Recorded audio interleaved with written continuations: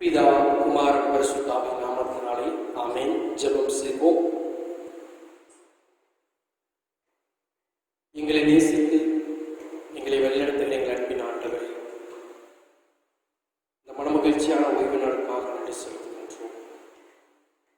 அன்பின் ஆண்டவரே, எங்களுடைய வாழ்க்கையிலே ஒரு இடர்களான நேரத்தில் நாங்கள் இருக்கின்றோம்.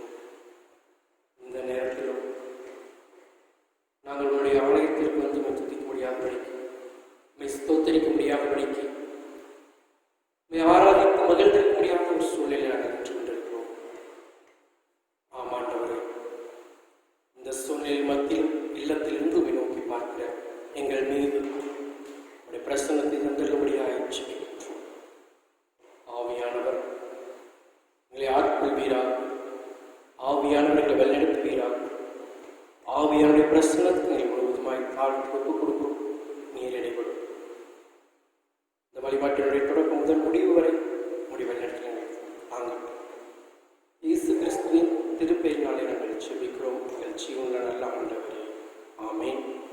நாம் யாவரும் எழுந்திருந்து ஆண்டவரை போற்றும் வண்ணமாக கிறிஸ்து சபை பாமாலை 198வது பாமாலை நாம் யாவரும் இணைந்து பாடுவோம். பாமாலை 198.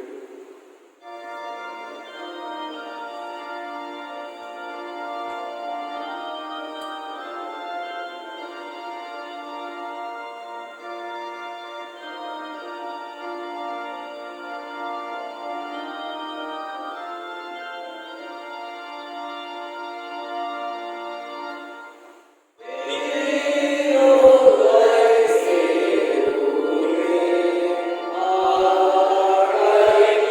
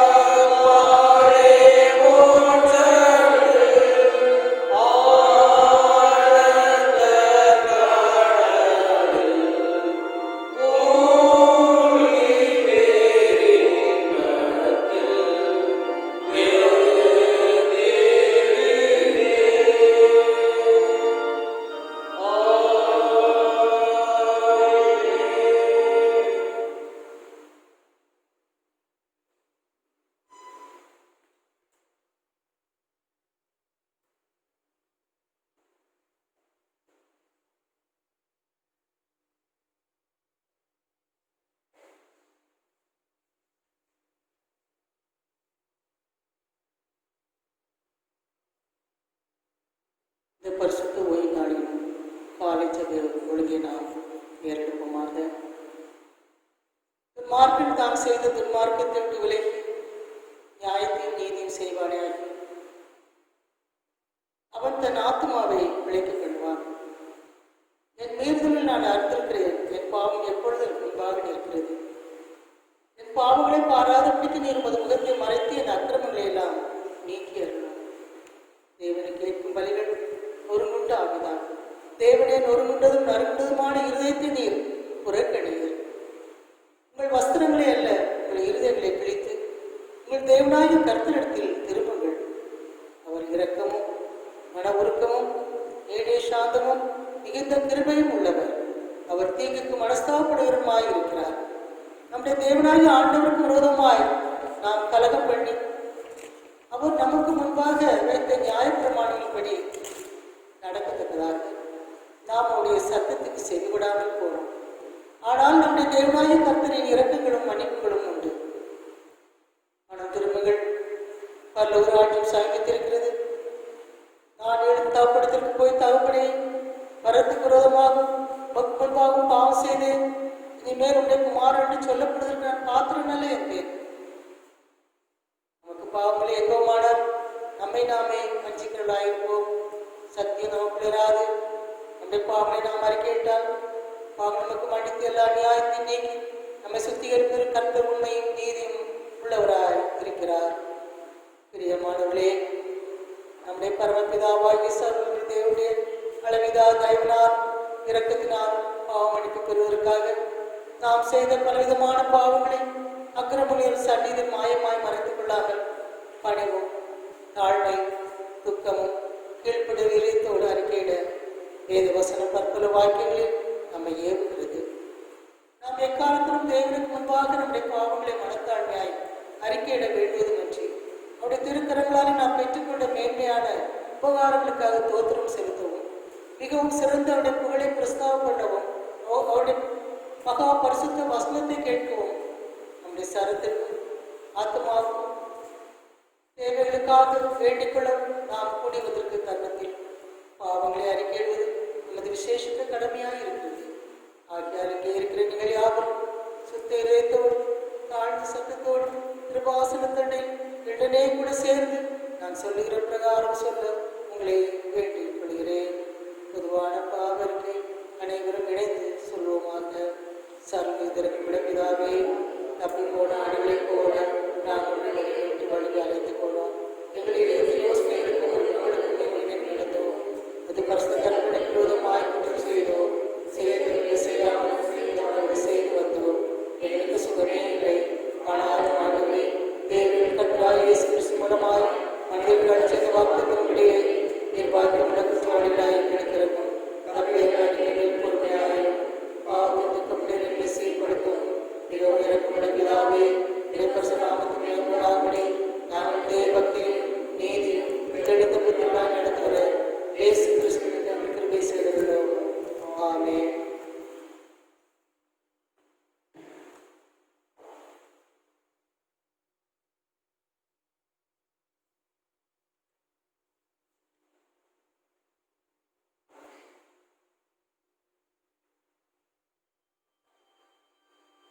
நம்முடைய கர்த்தராகிய இயேசு கிறிஸ்துவின் பிதாவாய் இருக்கிற சர்வ வல்லமையுள்ள தேவன் பாவியின் மரணத்தை விரும்பாமல் தன் பாவத்தை விட்டு திரும்பி பிழைப்பதையே விரும்பி பாவத்தையும் துக்கப்படுகிற தமது ஜனத்துக்கு பாவமோச்சனத்தையும் மன்னிப்பையும் கூறியறிவிக்க நம்முடைய பணிவிடைக்காரர்களுக்கு அர்த்தங்களையும் அருள் செய்திருக்கிறார்.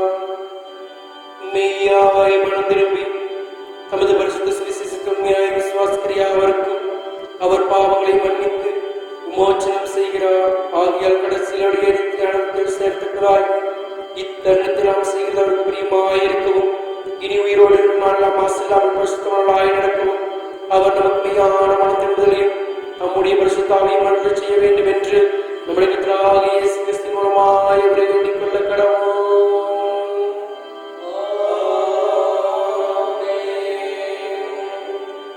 பரமநிலையில் இருக்கிற எங்கள் பிதாவே,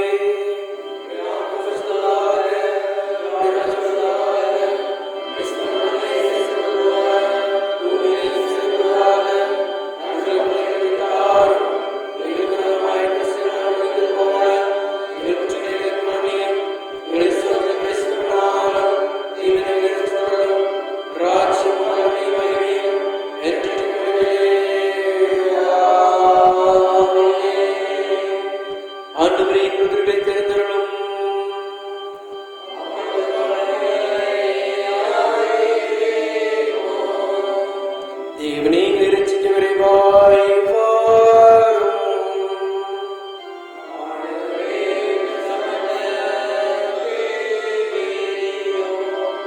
பிதாவுக்கும் குமாரனுக்கும் பரிசுத்தாவிக்கும் மகிமை உண்டாவதாக.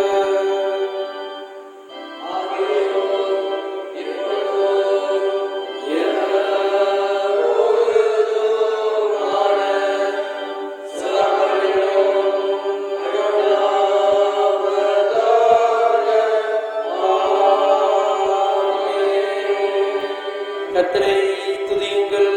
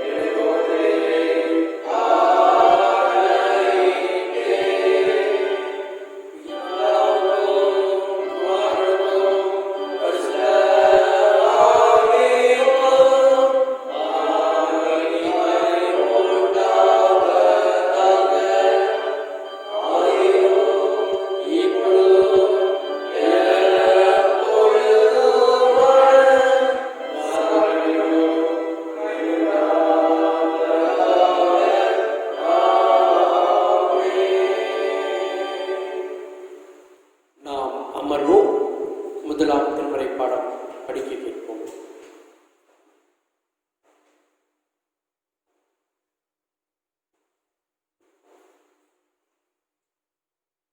வாசிக்கும்படியாக குறிக்கப்பட்ட முதலாம் வேத பாடம் அப்போஸ்தலனாகிய பவுல் கொரிந்தியருக்கு எழுதின முதலாம் நிருபம் 10ஆம் அதிகாரம் 15ஆம் வசனம் முதல் 20ஆம் வசனம் வரை.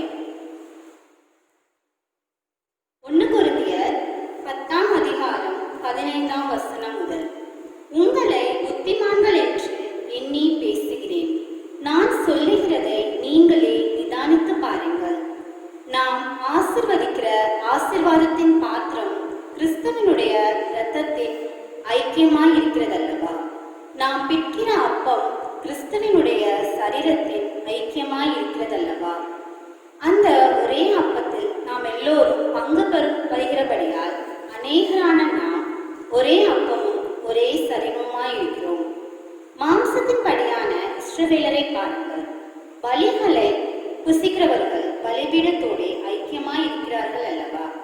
இப்படி இருக்க விக்கிரகம் ஒரு பொருள் என்றும் விக்கிரகத்திற்கு படைக்கப்பட்டது ஒரு பொருள் என்றும் நான் சொல்லுகிறேனோ? அஞ்ஞானிகள் பலியிடுகிறவைகளை தேவனுக்கு அல்ல பேய்களுக்கு பலியிடுகிறார்கள்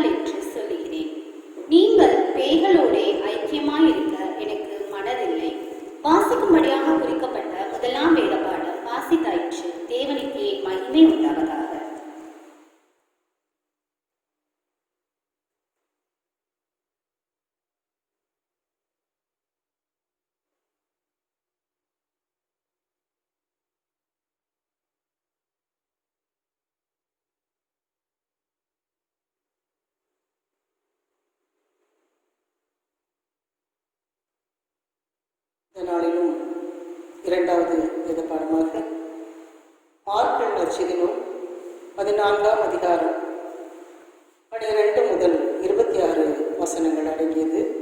மார்க் 14, 12 முதல் 26 வசனங்கள். பஸ்காவை 12 நாளாகிய புளிப்பில்லாத அப்பம் சாப்பிடுகிற முதலாம் நாளிலே அவருடைய சீஷர்கள் அவ்விடத்தில் வந்து, பஸ்காவை புசிப்பதற்கு நாங்கள் எங்கே போய் ஆயத்தம் பண்ண சித்தமாயிருக்கிறீர் என்று கேட்டார்கள். அவர் தம்முடைய சீஷர்கள் 2 பேரை நோக்கி, நீங்கள் நகரத்துக்குள்ளே போங்கள், அங்கே தண்ணீர் குடம் சுமந்து வருகிற ஒரு மனுஷன் உங்களுக்கு எதிர்படுவான், அவன் பின்னே போங்கள். அவன் எந்த வீட்டுக்குள் பிரவேசிக்கிறானோ அந்த வீட்டு எஜமானை நீங்கள் நோக்கி, நான் என் சீஷனோட கூட பஸ்காவை புசிக்கிறதுக்கு தகுதியான இடம் எங்கே என்று போதகர் கேட்கிறார் என்று சொல்லுங்கள். அவன் கம்பளம் முதலானவர்கள் விரித்து ஆயத்தம் பண்ணப்பட்டிருக்கிற விஸ்தாரமான மேல் வீட்டு அறையை உங்களுக்கு காண்பிப்பார், அங்கே நமக்காக ஆயத்தம் பண்ணுங்கள் என்று சொல்லி அனுப்பினார். அப்படியே அவருடைய சீஷர்கள் புறப்பட்டு நகரத்தில் போய் தங்களுக்கு அவர் சொன்னபடியே கண்டு பஸ்காவை ஆயத்தம் பண்ணினார்கள். சாயங்காலமான போது அவர் பன்னிரரோடு கூட அவ்விடத்திற்கு வந்தார். அவர்கள் பந்தி அமர்ந்து போஜனம் பண்ணுகையில் இயேசு அவளை நோக்கி, என்னுடனே புசிக்கிற உங்களில் ஒருவர் என்னை காட்டிக் கொடுப்பான் என்று மெய்யாகவே உங்களுக்கு சொல்லுகிறேன் என்றார். அப்பொழுது அவர்கள் துக்கம் அடைந்து, நானோ நானோ என்று ஒவ்வொருவரும் அவ்விடத்தில் கேட்க தொடங்கினார்கள். அவர் பிரதித்திரமாக, என்னுடனே கொடுத்த ஆழத்தில் கயிறுடனாகிய பண்ணில் ஒருவனே அவன் என்று சொல்லி, மனுஷகுமாரன் தம்மை குறித்து எழுதியிருக்கிறபடியே போகிறார். ஆகிலும் எந்த மனுஷனால் மனுஷகுமார் காட்டில் கொடுக்கப்படுகிறாரோ அந்த மனுஷனுக்கு ஐயோ, அந்த மனுஷன் பிறவாதிருந்தானால் அவனுக்கு நலமாயிருக்கும் என்றார். அவர்கள் போஜன பண்டிகையில் இயேசு அப்பத்தை எடுத்து ஆசீர்வதித்து அதை பெற்று அவளுக்கு கொடுத்து, நீங்கள் வாங்கி புசியுங்கள் என்று சர்வமாயிருக்கிறது என்றார். பின்பு பாத்திரத்தையும் எடுத்து ஸ்தோத்திரம் பண்ணி அதை அவளுக்கு கொடுத்தார். அவள் எல்லாரும் அதிலே பானம் பண்ணினார்கள். அப்பொழுது அவர்களை நோக்கி, இது அநேருக்காக சித்தப்படுகிற புது உடன்படிக்கைக்குரிய இரத்தமாய் இருக்கிறது. நான் தேவனுடைய ராஜ்யத்தில் நவமான ரசத்தை பானம் பண்ணும் நாள் வரைக்கும் திராட்சை ரசத்தை இனி நான் பானம் பண்ணுவதில்லை என்று மெய்யாகவே உங்களுக்கு சொல்லுகிறேன் என்றார். அவர்கள் ஸ்தோத்திர பாட்டை பாடின பின்பு ஒலிவமலைக்கு புறப்பட்டு போனார்கள். பாடம் வாசித்தாயிற்று. கிறிஸ்துவே உமக்கு மகிமை உண்டாவதாக.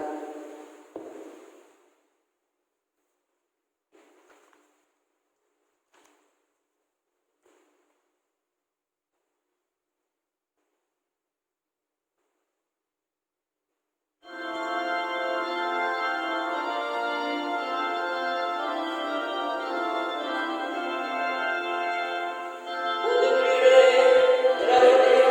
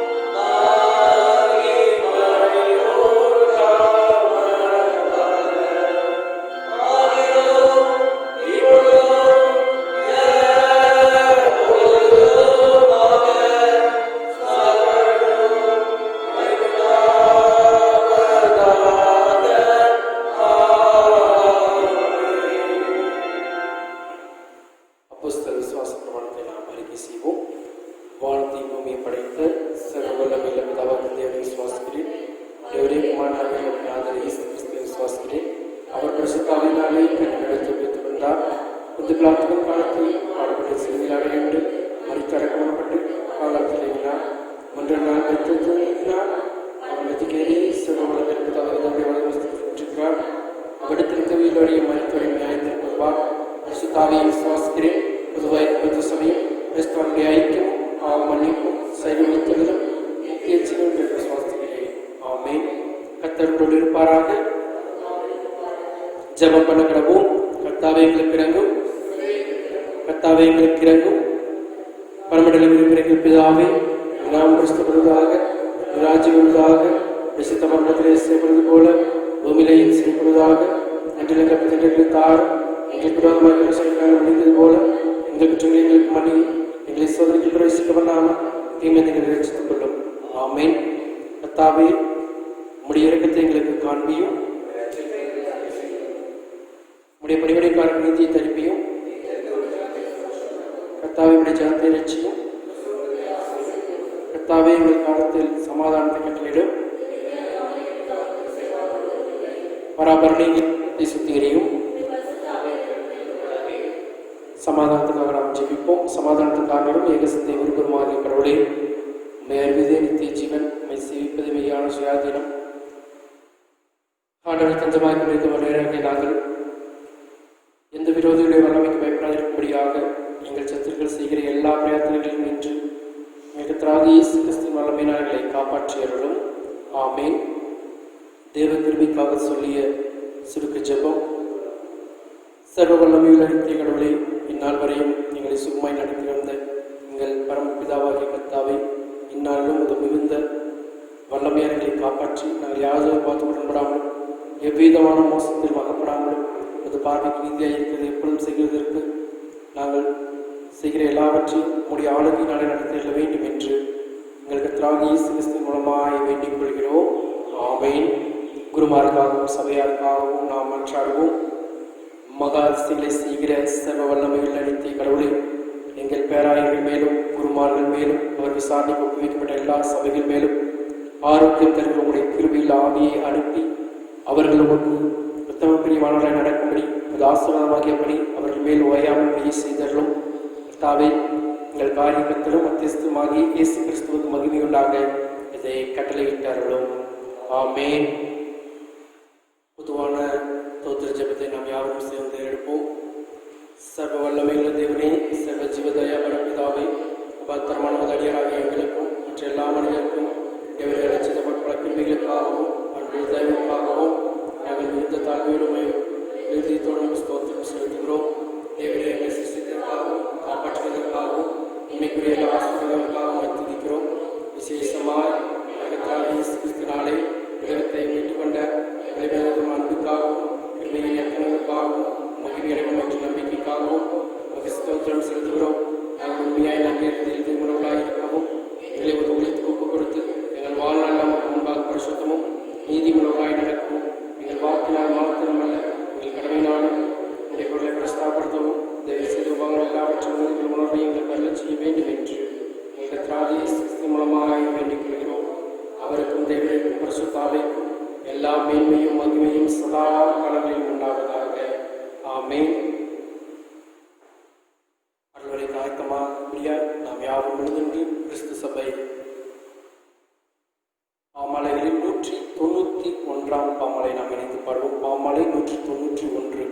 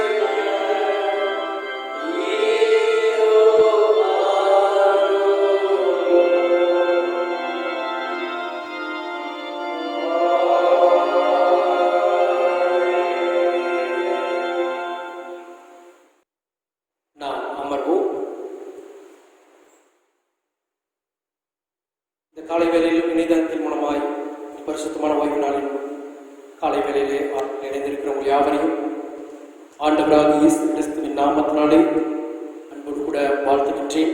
ஆண்டவர் நம்ம ஒவ்வொருவரையும் ஆசீர்வதித்து பராமரித்து பாதுகாப்பாராக. லூக்கா 22ஆம் அதிகாரம் 19ஆம் வசனத்தை நான் வாசிக்கின்றேன். லூக்கா 22ஆம் அதிகாரம் 19வது வசனத்தை நான் வாசிக்கின்றேன். பின்பு அவர் அப்பத்தை எடுத்து ஸ்தோத்திரம் பண்ணி அதை பிட்டு அவர்களுக்கு கொடுத்து, இது உங்களுக்காக கொடுக்கப்படுகிற என்னுடைய சரீரமாயிருக்கிறது, என்னை நினைவு கூறும்படி இதை செய்யுங்கள் என்றார். தலைகளை தாழ்த்தி நாம் ஜெபிப்போம். பரிசுத்த பிதாவே, நன்றி செலுத்துகிறோம். தூய ஆதி தூயவரே, நன்றி செலுத்துகின்றோம். இந்த நாளிலும் உம்முடைய வார்த்தையை தியானிக்கிற எங்களோடு கூட என் ஆண்டவர் பேசும். எங்களுடைய இருதயங்களை உமக்காக நாங்கள் அர்ப்பணிக்கின்றோம். கர்த்தாவே, இந்த இருதயத்தில் உடைய மெல்லிய சத்தம் துணிக்கும்படி எங்களை ஒப்புக் கொடுக்கின்றோம். கர்த்தருடைய வார்த்தை இந்த நாளில் எங்களுக்கு கடந்து வரும்படியாக ஜெபிக்கின்றோம். அன்பின் ஆண்டவரே, உம்முடைய வார்த்தையினாலே எங்களை நாங்களே ஆராய்ந்து பார்க்கவும், உம்முடைய வார்த்தையின் பிரகாரமாக எங்களுடைய நாங்கள் ஆயத்தப்படுத்த, இந்த நிலைவாழ்வுக்காக எங்களை ஆயத்தப்படுத்தி தகுதிப்படுத்த எங்களுக்கு கிருபை கொடுக்கும்படியாக ஜெபிக்கின்றோம். எங்களை தாழ்த்தி அர்ப்பணிக்கிறோம். ஆண்டவனை பொறுப்படுத்துகிறோம். இயேசுவின் நாமத்தில் பிதாவே, ஆமென். பிரியமானவர்களே, நாம் கடந்த வாரத்திலே சாக்கிரமத்தில் ஒன்றான திருமுழுக்கை குறித்து நாம் சிந்தித்தோம். இந்த நாளிலே நாம் சிந்திக்கும்படியாக நமக்கு கொடுத்த தலைப்பு திருவிருந்து. நாம் யாருக்கும் தெரியும், நம்முடைய சீர்திருத்த திருச்சபைக்கு 2 சாக்கிரமந்துகள், ஒன்று திருமுழுக்கு, மற்றொன்று திருவிருந்து. இவை இரண்டும் ஒன்றித்து பயணிக்கின்றது, நம்மை ஆண்டவருக்கு நேராய் வழிநடத்தக்கூடியதாய் இருக்கின்றது. திருவிருந்து என்ற வார்த்தையை எப்படி சொல்வார்கள் என்றால், ராபோஜனம் என்று சொல்வார்கள், சிறப்பான விருந்து என்று சொல்வார்கள், இரவு உணவு என்று சொல்வார்கள், புது நன்மை என்று சொல்வார்கள், கடைசி கூட்டுறவு என்று சொல்வார்கள். இப்படி பல வகையிலே அதற்கு பொருள் இருக்கின்றது.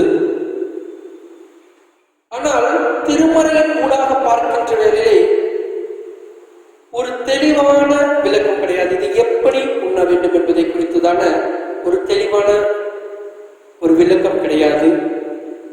ஒரு சில பிரச்சனைகளை முன்வைக்கின்றார்கள். ஒரே அப்பத்தில் தான் அனைவரும் உண்ண வேண்டுமா, இந்த அப்பத்தை 2ஆக உடைக்கக்கூடாது என்று சொல்லிக் கொண்டிருக்கிறார்கள். அல்லது உடைந்த அப்பத்திலே பங்கு பெறக்கூடாது, ஒரே அப்பத்தில் தான் உண்ண வேண்டும் என்று ஒரு சார்ந்தார் சொல்லிக் கொண்டிருக்கிறார்கள். இன்னும் ஒரு சாரார் சொல்லி இரவு மட்டும்தான் சாப்பிட வேண்டும், ஏனென்றால் இயேசு கிறிஸ்து இரவுதான் இந்த கடைசி விருந்தை கொடுத்தார், அதனால இரவு தான் அதனை அனுசரிக்க வேண்டும் என்று சொல்கிறார்கள். இது ஒரு அடையாளம் தான் என்று சொல்லிக் கொண்டிருக்கிறார்கள்.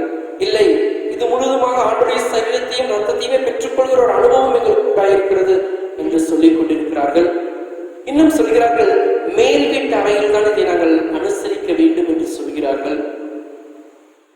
இன்னும் அதனை ஆண்டவராகிய இயேசு கிறிஸ்துவின் திரு ரத்தத்தை ஒரே கிண்ணத்தில் தான் பகிர வேண்டும், அதில் 2-3 கிண்ணங்களுக்கு மாற்றுகின்ற வேளையிலே அதனுடைய தன்மை குறைபடுகிறது என்று சொல்லிக் கொண்டிருக்கிறார்கள்.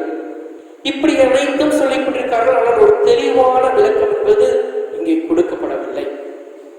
பிரியமானவர்களே, நம்முடைய வாழ்க்கையை நாம் சிந்தித்து பார்த்தோம் என்றால், நாம் கை கழுவ வேண்டும் என்று ஒரு வார்த்தையை நாம் சொல்லிக் கொள்வோம். அல்லது சாப்பிடுவதற்கு முன்பாக கை கழுவுங்கள், அல்லது ஒரு இடத்திற்கு வெளியே சென்று விட்டு மீண்டும் இடத்திற்கு வருகிற சொல்வார்கள் கையை கழுவிக் கொள்ளுங்கள் என்று.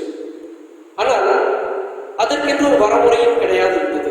ஆனால் இந்த கொரோனா காலத்தில் என்ன சொல்கிறார் என்றால், கையை கழுவுங்கள், மஞ்சளும் உப்பும் போட்டு தண்ணீரை கழுவுவதா, இல்ல சானிடைசர் வைத்து கழுவுவதா, இல்ல சோப்பை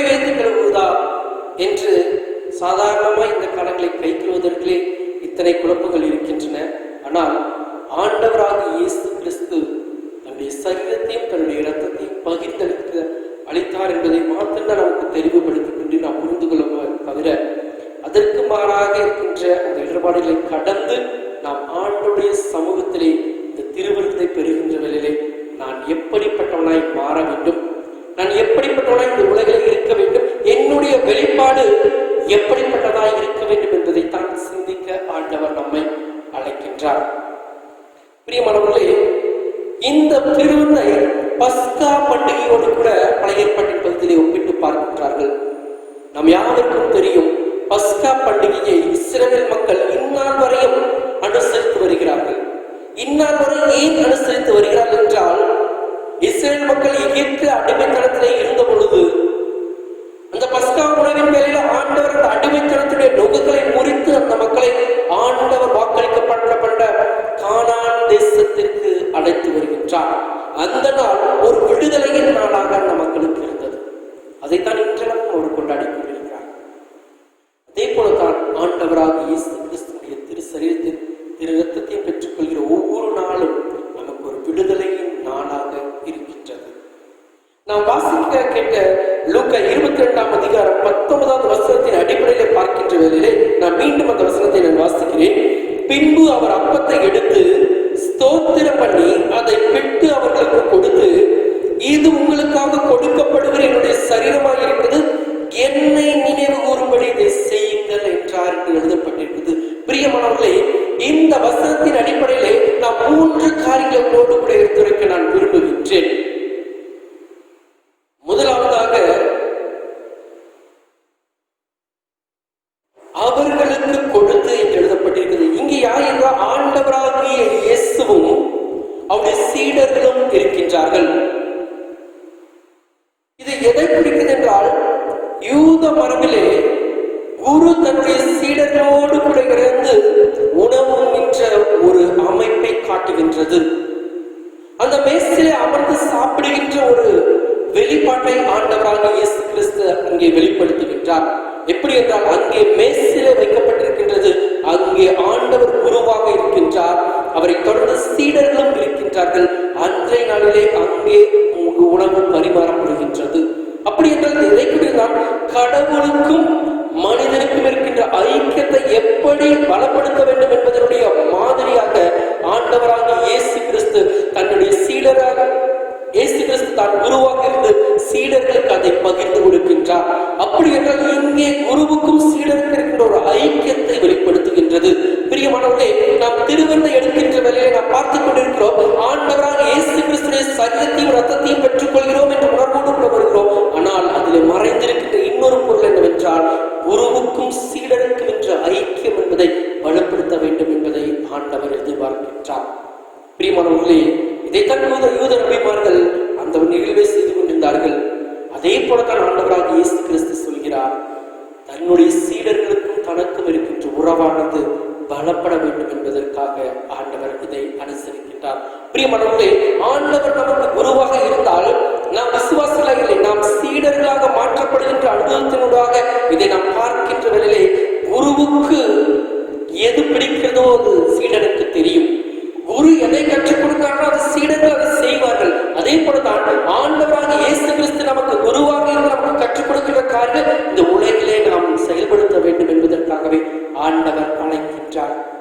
பிரியமானவர்களே, இந்த முதலாவது காரியம், குருவாகவும் சீடராகவும் ஏற்படுகின்ற ஒரு ஐக்கியத்தை ஆண்டவராக இயேசு கிறிஸ்து வெளிப்படுத்துகின்றார்.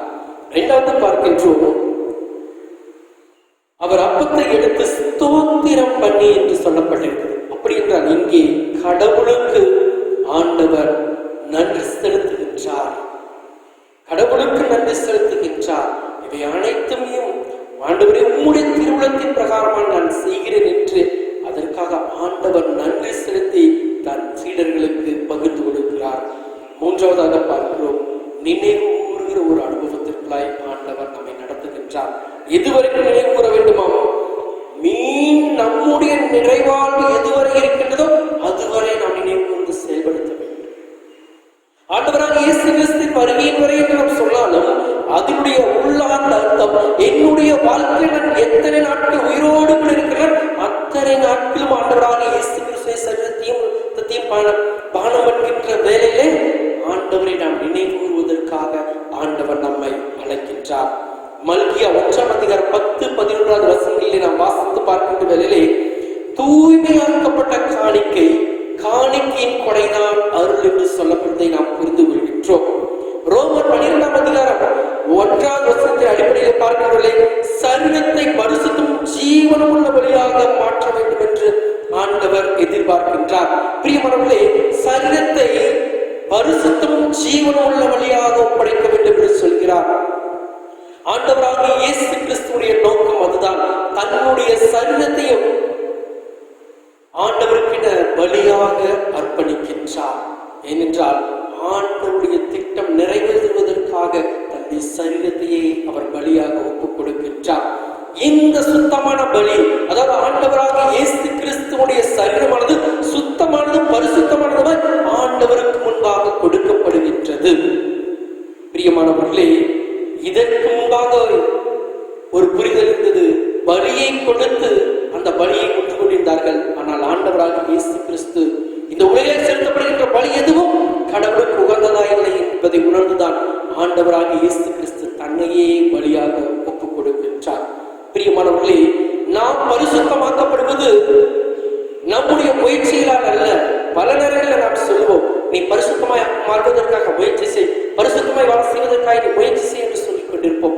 அப்படி அல்ல பிரியமானவர்களே, நாம் பரிசுத்தமாய் வாழ்வது நம்முடைய கரங்களில் அல்ல, ஆண்டவருடைய ஈவாலே, ஆண்டவருடைய கிருபையினாலே நாம் பரிசுத்தமாக்கப்படுகின்ற வேளையிலே நாம் பரிசுத்தமாய் இந்த உலகிலே வாழ முடியும் என்பதை நாம் புரிந்து கொள்ள முடியும். நம்முடைய சொந்த முயற்சிகள் அனைத்தும் பரிசுத்தமாக வாழ தோற்று போனவர்களாக இருக்கிறோம். ஆனால் ஆண்டவருடைய கிருபையும் பலனும் எப்பொழுது நமக்குள் வருகிறதோ அப்பொழுது ஆண்டவர் நம்மை பரிசுத்தப்படுத்துகின்றார். அந்த பரிசுத்தமான பாதையிலே நம்மை நடத்துகின்றார். பிரியமானவர்களே, ஆண்டவராக இயேசு கிறிஸ்து ரத்தம் சகல பாவங்களுக்கு நம்மை ஒரு சுத்திகரிப்புக்குள்ளாய் நாம் கடந்து வருகின்ற வேளையிலே இந்த உலகிலே நாம் பரிசுத்தமாக முடியும், பரிசுத்தமாக வாழ முடியும் என்பதை நாம் புரிந்து கொள்கின்றோம். பிரியமானவர்களே, முன்பு கடவுளுக்கு பலி செலுத்த வேண்டும் என்பது ஒரு ஆட்டையும் ஒரு மாடையும் ஒரு காளைகளையும் புறாக்களையும் அடித்து அதன் வழியாக பலி செலுத்திக் கொண்டிருக்கிறார்கள். ஆனால் ஆண்டவராக இயேசு கிறிஸ்து தன்னையே பலியாக அர்ப்பணிக்கின்ற வேளையிலே அங்கே இருந்த நடைமுறை என்பது உடைக்கப்படுகின்றது. அங்கே காணப்பட்ட நடைமுறை என்பது உடைக்கப்படுகிறது. இனி பலிகள் தேவையில்லை, இனி ஆடுகளோ மாடுகளோ புறாக்களோ தேவையில்லை. மாறாக ஆண்டவரே தன்னை பலியாக அர்ப்பணிக்கின்றார். பிரியமானவர்களே, ஆண்டவராக இயேசு கிறிஸ்து தன்னை பலியாக அர்ப்பணித்த நிமித்தமாக நம்முடைய உலகத்துடைய பாவங்கள் அனைத்துக்கும் அவர் நிவர்த்தியாய் வருகின்றார். ஆனால் அவருடைய சரீரத்தையும் இரத்தத்தையும் பானம் என்கின்ற வேலையிலே அதை நம்முடைய அடையாளமாய் எடுத்துக்கொள்ள வேண்டும் என்பதை ஆண்டவர் நமக்கு வெளிப்படுத்துகின்றார். இதே 1 கொரிந்தியர் 10:14 வசனத்திலிருந்து 22 வசனத்தில் இருக்கின்ற பகுதியை நாம் வாசித்து பார்க்கின்ற வேளையிலே இங்கே பவுல் சொல்கிறார், விக்கிரக ஆராதனைக்கு விலகுங்கள் என்று சொல்கின்றார். விக்கிரக ஆராதனை என்பது மது, களியாட்டம், விபச்சாரம், இந்த மூன்றோடு கூட ஒன்றித்து போய்தான் இருக்கிறது. மது, களியாட்டம், விபச்சாரம், இந்த மூன்றோட ஒன்றித்து போகக்கூடியதாக இருக்கின்றது. அப்படி ஒன்றித்து போகின்ற வேளையிலே மதிமயங்கி நிலையிலே நாம் இருப்போம்.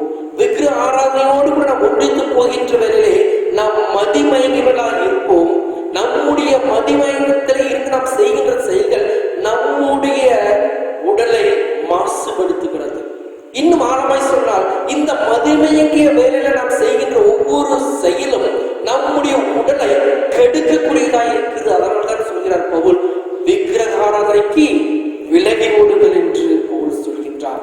பிரியமானவர்களே, இது 10:18 சொல்வது, மாம்சத்தின்படியான இஸ்ரவேலரை பாருங்கள், பலிகளை புசிக்கிறவர்கள் பலிபீடத்தோடு ஐக்கியமாய் இருக்கிறார்கள் அல்லவா என்று சொல்லப்படுகிறது. அப்படி என்றால் இங்கே மாம்சத்தை, அங்கே பலி செலுத்தப்படுகின்ற உணவுப் பொருளை எடுத்து இவர்கள் உண்கின்றார்கள். இவர்கள் அந்த பலிபீடத்தோடவே அல்லவா ஐக்கியமாய் இருக்கிறார்கள் என்று சொல்லப்படுகிறது. அதே போலதான் இங்கே நாம் ஆண்டவராக இயேசு கிறிஸ்துவுடைய சரீரத்தையும் இரத்தத்தையும் பானம் பண்ணுகின்ற வேளையிலே ஆண்டவராக இயேசு கிறிஸ்துவோடு கூடவே நாம் ஐக்கியப்பட்டவர்களாக நாம் மாறுகின்றோம். பிரியமானவர்களே, ஆண்டவராக இயேசு கிறிஸ்துவோடு கூட நாம்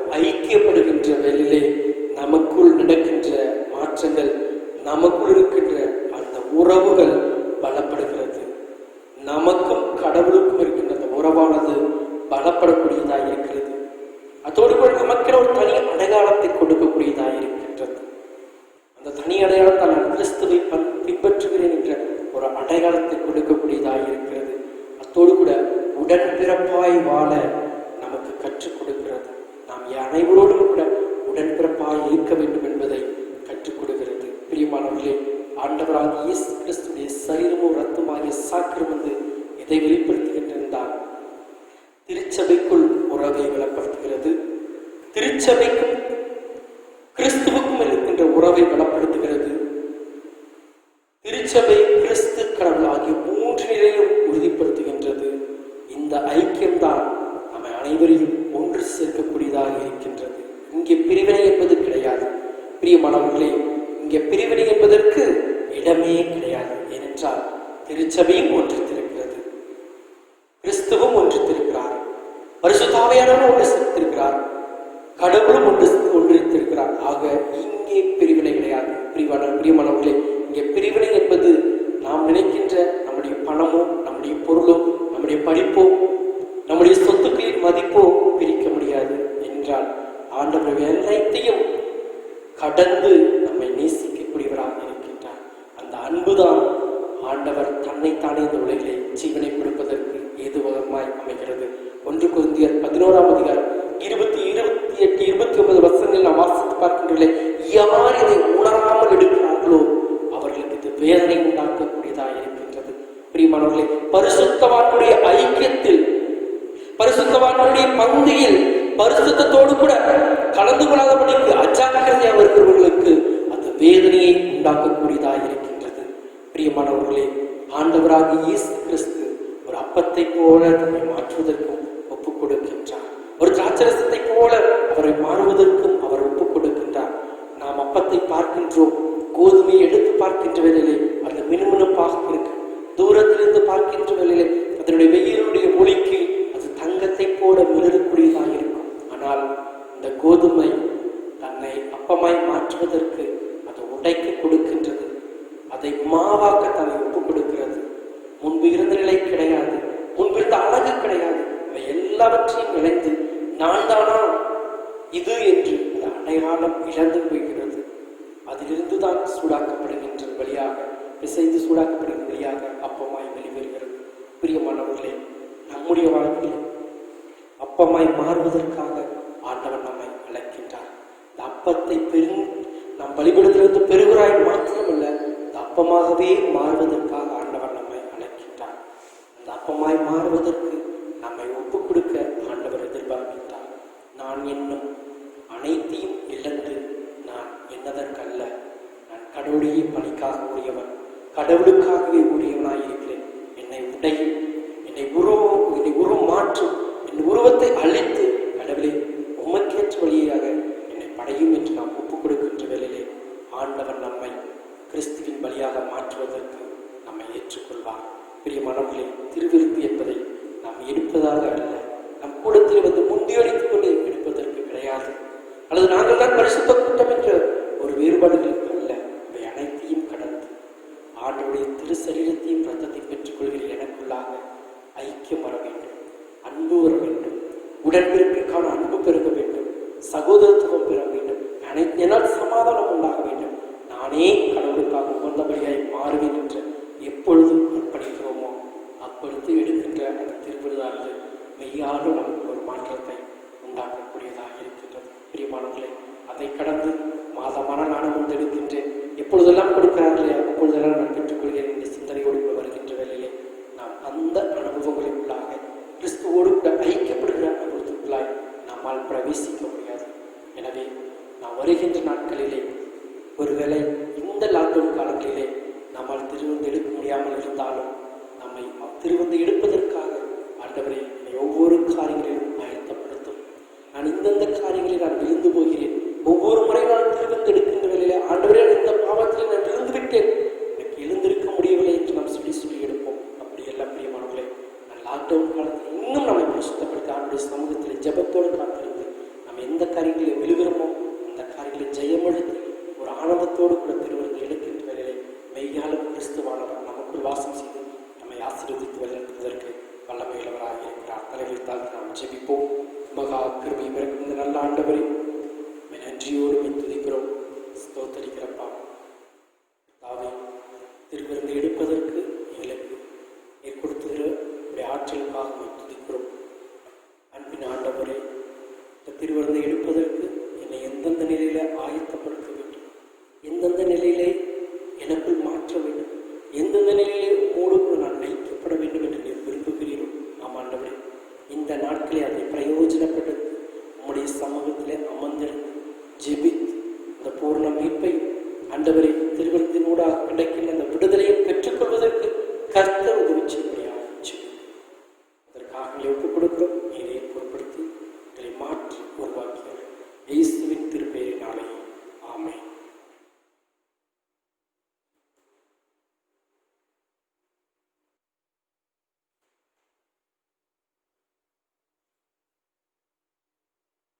திருமண அறிக்கை. நமது திருச்சபையை சார்ந்த திரு டேவிட்சன் என்பவரின் குமாரத்தி செல்வி ஜெனிஃபர் பியூலா என்பவரும், நமது திருமண்டல பிரஸ்காலி CSI கிறிஸ்துநாதர் ஆலயத்தை சார்ந்த திரு பால்ராஜ் என்பவரின் குமாரன் செல்வன் ஸ்டீஃபன் ராஜ் என்பவரும் திருமணம் செய்து கொள்ளப் போகிறார்கள் என்பதை திருச்சபைக்கு அறிவிக்கிறோம். இது இவர்களுக்கு 2ஆம் அறிக்கை. தலைகளை தாழ்த்தி நாம் ஜெபிப்போம். அன்பின் ஆண்டவரே, திருமண அறிக்கை வாசிக்க கேட்ட பிள்ளைகளுக்காக உடைய பாதப்படியில் நாங்கள் ஜெபிக்கின்றோம். அன்பு பிள்ளைகளை என் ஆண்டவர் திருமணத்திற்காக ஆயத்தப்படுத்துவீராக. திருமணத்தினூடாக ஆண்டவரை உருவாக்கப்படுகின்ற அந்த உடன்படிக்கையில் நிலைத்திருக்கக்கூடிய கிருபைகளை பிள்ளைகளுக்கு தரும்படியாக ஜெபிக்கின்றோம். இரு பெற்றோர்கள் வேண்டிய கிருபைகளை தாரும். இந்த திருமணத்திற்காக பெற்றோர்கள் எடுக்கின்ற முயற்சிகள், உறவின் மக்கள் எடுக்கின்ற முயற்சிகள் அனைத்தையும் ஆசீர்வதித்தார். திருமண ஆராதனை என்பது ஒழுங்கும் கிரகமாய் நடைபெற கர்த்தர் உதவி செய்கிறார். உடைய சமூகத்தில் அர்ப்பணிக்கிறோம். ஆண்டவரை பொருட்படுத்துகிறோம். இயேசுவின் நாமத்தில் பிதாவே, ஆமென். நாம் யாவர் விழுந்து கீர்த்தனையிலே 108வது கீர்த்தனை நாம் யாவர் விழுந்து பாடுவோம். கீர்த்தனை 108.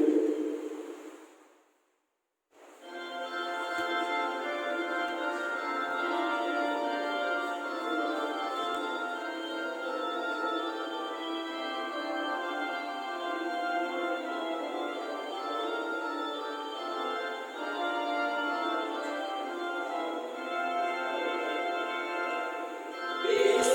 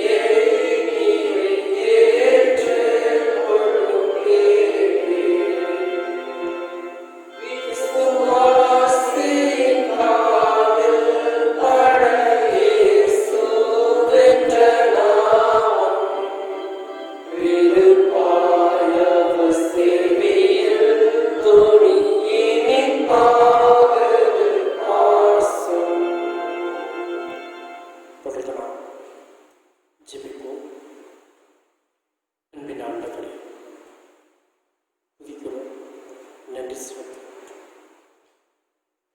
அப்பா, உடைய சமூகத்தை நோக்கி ஏக்கத்தோடு அமர்ந்திருக்கிற உள்ளங்களை இந்த நாளை கண்ணோக்கி பார். ஏக்கத்தின் பெருமூச்சிகள் உடைய சமூகத்தில் ஜெப விண்ணப்பமாய் எழும்புவதற்காக நன்றி செலுத்துகின்றோம். திருச்சபை மக்களை நீர் அறிந்திருக்கிறீர். திருச்சபை குடும்பங்களை நீர் அறிந்திருக்கின்ற வயதானவர்கள், வாலிபர்கள், சிறுவர்கள், இன்னும் கை குழந்தைகள் ஒவ்வொருவருக்காக உடைய பாதப்படியில் நாங்கள் ஜெபிக்கிறோம். ஆண்டவர், குடும்பத்தினுடைய தேவைகளை ஆண்டவர் சந்திக்கிறேன். பிள்ளைகளுடைய சுகத்தையும் வெள்ளத்தையும் ஆயுசினாலையும் தந்தரும்படியாக ஜெபிக்கின்றோம். வியாதியஸ்தருக்காக, வியாதிப்பட்டவர்களுக்காக உடைய பாதப்படியில் வருகிறோம். இன்னும் மருத்துவமனையிலே ஒன்று அதிகமாக அனுமதிக்கப்பட்ட ஒவ்வொருவருக்காக நாங்கள் ஜெபிக்கிறோம். கர்த்ததாமே ஒவ்வொருவரையும் பெயர் பெயராய் ஆசீர்வதிக்கிறார், பெயர் பெயராய் ஏந்துகிறார். கர்த்தாவே, பிள்ளைகளை ரத்தத்தினாலே கழுவி சுத்திகரித்து வியாதியின் கொடூரத்திலிருந்து பிள்ளைகள் விடுதலையாக்கும்படியாக ஜெபிக்கின்றோம். ஆண்டவரே, தொழில் முழுவதும் ஆண்டவரே நசுக்கப்பட்ட ஒரு நிலையிலே இருந்து கொண்டிருக்கின்ற கர்த்ததாமே இதிலிருந்து பிள்ளைகளை வெள்ளெடுத்தபடியாக ஜெபிக்கின்றோம். அரசாங்கத்துறையில் பணி, தனியார் துறையில் பணிபுரிகிற ஒவ்வொருவருக்காக ஜெபிக்கிற ஒவ்வொருவரையும் பலப்படுத்துங்க, ஆசீர்வதிங்க. அன்பின் ஆண்டவரே, பணியை செய்யக்கூடிய ஆற்றலை பலனை தந்தபடியாக ஜெபிக்கின்றோம். இருக்கிற பெண்களுக்காக ஜெபிக்கின்றோம். குழந்தை பேருக்காக காத்துக்கொண்டிருக்காக ஜெபிக்கிறோம். ஒவ்வொருவரையும் ஆசீர்வதிப்பீராக பலப்படுத்தபடியாக ஜெபிக்கின்றோம். இந்த கொரோனா போன்ற எதிர்பாரான சூழ்நிலையிலும் அன்பின் ஆண்டவர் வியாதி நிமித்தமாய் மறித்துக் கொண்டிருக்கிறவர்கள் உண்டு தூக்கப்படும். அதிலிருந்து பிள்ளைகளை பாதுகாப்பீராக. தாவே, இதற்கு பின்பாக இருக்கின்ற அரசியல் வளங்களை நீர் அறிந்திருக்கின்ற எல்லாவற்றையும் கடந்து கர்த்தருடைய சமாதானம் குணமாக்குகின்ற காரணம் இறங்கும்படியாக இந்த வியாதியோடு விடுதலை கொடுக்கும்படியாக இந்த சமூகத்தை நோக்கி பார்க்கின்றோம். குழந்தைகளை எல்லா நாளிலும் உங்கள் பாதுகாக்க உங்களுக்கு கிருபை கொடுக்கும். எங்களுடைய தேசத்திற்காக ஜெபிக்கிறோம். தேசத்தை ஆளுநர ஆண்டவரே, உடைய பிரதமருக்காக, ஜனாதிபதிக்காக உடைய பாதங்களை ஜெபிக்கின்றோம். அவர்களுக்கு வேண்டிய கிருபைகளை தார். தேசத்தை நல்நோக்குகள் நல்ல விதத்தில் நன்மைக்கு நிறைய நடத்தக்கூடிய கிருபைகளை தந்தபடியாக ஜெபிக்கின்றோம். இன்றைய முதலமைச்சர்களுக்காக, மந்திரிமார்கள் ஒவ்வொருவருக்காக ஜெபிக்கிறோம். காவல்துறைக்காக ஜெபிக்கிறோம், இராணுவத்துறைக்காக ஜெபிக்கிறோம், மருத்துவத்துக்காக ஜெபிக்கிறோம், சிவிலியர்களுக்காக ஜெபிக்கிறோம். ஒவ்வொரு துறையினருக்காக நாங்கள் ஜெபிக்கிறோம். ஒவ்வொருவரை பாதுகாப்புபடியாக நாங்கள் ஜெபிக்கின்றோம்.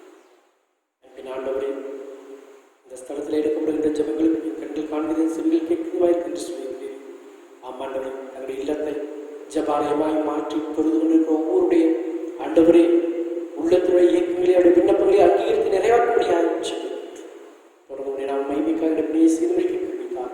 அவருடைய திருமன்றத்திற்காக ஜெபிக்கிறோம். திருமன்றத்தை ஆளுக்கு செய்கிற பேராயருக்காக, பேராயிரமாக்காக, ஆயர்மார்களுக்காக ஜெபிக்கிறோம். மிஸ்ரீமார்களுக்காக ஜெபிக்கிறோம். ஊரை பலப்படுத்தும்படியாக ஜெபிக்கின்றோம். குடும்பத்துடைய தேவைகளை சந்திக்கும்படியாக ஜெபிக்கிறோம். இன்னும் ஆண்டவரே, ஒரு தேசத்திலே மலைகளிலும் காடுகளிலும் சென்று நெசனிப்படியை கொண்டிருக்கிற ஒவ்வொருவருக்காக நாங்கள் ஜெபிக்கிறோம். அவருக்கு வேண்டிய பாதுகாப்பை தந்தரும்படியாக ஜெபிக்கின்றோம். ஊழியத்தை நிறைவு செய்யக்கூடிய ஆற்றலை தந்தரும்படியாக ஜெபிக்கிறோம். தொடர்ந்து ஆண்டவரே, நாம் மைமிக்காக தொழிலை வாழ எங்களுக்கு கிருபைத்தார். இந்த வர நாட்களிலே பிறந்தநாள், திருமணநாள் கொண்டாடுகிற ஒவ்வொருக்காக ஜெபிக்கிறோம். ஒவ்வொருத்தையும் ஆசீர்வதிக்கிறார். இயேசு கிறிஸ்துவின் நாமத்தில் ஜெபிக்கிறோம். எங்கள் ஜீவனில் நல்ல பிதாவே, ஆமென். நம்முடைய ஆண்டவராகிய இயேசு கிறிஸ்துவின் கிருபை, பிதாவுடைய அன்பு, பரிசுத்த ஐக்கியம் நடக்கிறது நம் அனைவரோடு இன்று நீங்காமல் நிலைத்திருப்பதாக.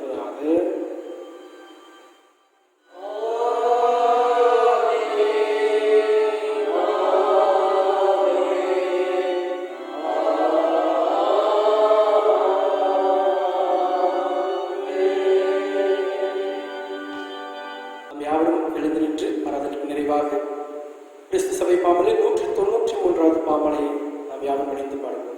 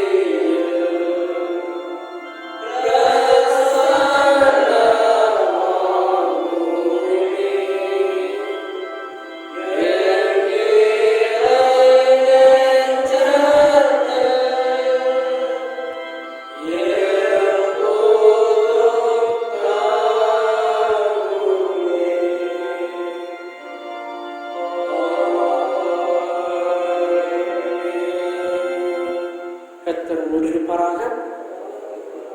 சமாதானத்துடைய சென்று வரட்டும்.